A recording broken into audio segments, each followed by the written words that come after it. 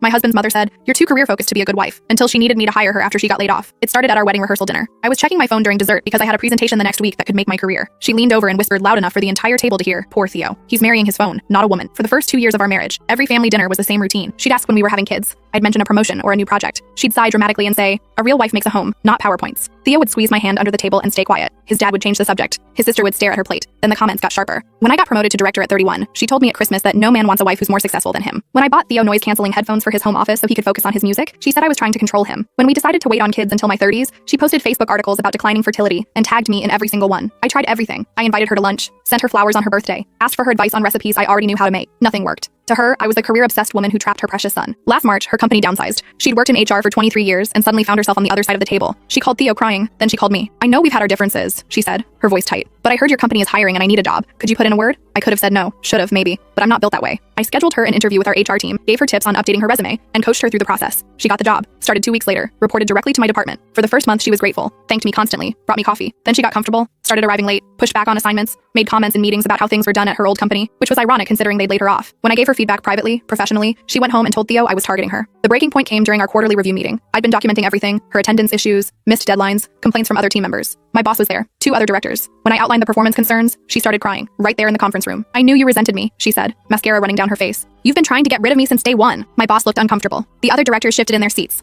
I kept my voice steady and walked through every documented incident. Times, dates, emails, witness statements. My boss nodded slowly and said we'd continue this discussion later. After everyone left, she stood in my office doorway. Her tears were gone. "You'll regret this," she said quietly. "Family doesn't forget." That night, I got home to find Theo's bags packed. Not hers, his. "She told me everything," he said. His eyes were cold in a way I'd never seen. "How you've been sabotaging her, making her life hell because you never wanted her there." "That's not what happened," I started. "Then why is my mother crying in our guest room right now?" he asked. "Why did she have to move in with us because she can't afford rent anymore after you destroyed her career?" I stood there, frozen. She was in our guest room. She'd moved in while I was at work. And somehow, I was a villain in a story I didn't even know I was in. I looked at Theo, really looked at him, and realized he'd already chosen his side. He always had. "If you walk out that door," I started to say, but he was already turning the handle. He paused for just a second, long enough for me to see the doubt flicker across his face. Then his mother called from upstairs, her voice weak and trembling. "Theo, honey, is everything okay?" The doubt vanished. He grabbed his bags and left. I heard his car start and his mother's bedroom door close. The house was mine, but so was she. That first night, I sat in my living room until 3 a.m., staring at the walls I'd painted, the furniture we'd chosen together, the life I'd built. Upstairs, I could hear her moving around, opening drawers, running water, making herself at home in my house while my husband slept God knows where. I called my best friend Vanessa at 6 a.m. She answered on the first ring. "I've been waiting for your call," she said. "Theo's been posting cryptic shit on Facebook about toxic people destroying families. What happened?" I told her everything. When I finished, she was quiet for a long moment. "You know you can legally evict her, right? It's your house. Your name is on the deed. And look like the monster who threw her homeless mother-in-law onto the street? That's exactly what she wants. So what are you going to do?" I looked up at the ceiling, imagining her up there, probably smiling. "I'm going to document everything, just like I did at work. And I'm going to wait. For what? For her to hang herself with her own rope." Monday morning, I went to work early. My boss called me into his office before 8 a.m. He looked tired. "We need to talk about Patricia," he said, using my mother-in-law's first name. "HR has received a formal complaint."